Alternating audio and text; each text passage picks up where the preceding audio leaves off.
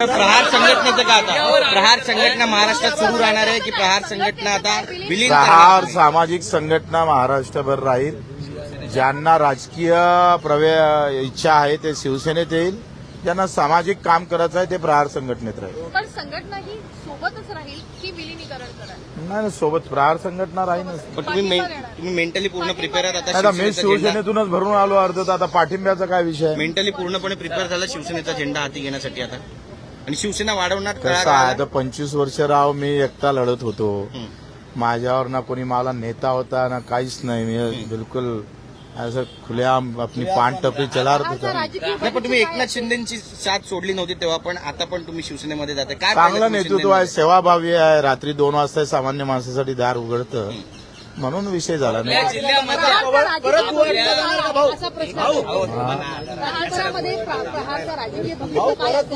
आता राजकीय भविष्य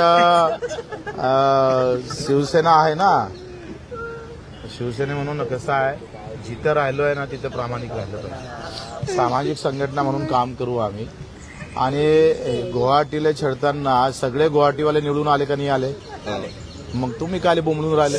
पण तुम्ही आधी जर लोकांना तर फटाफटा मतं मारले ना गुवाहाटीवाल्यांना.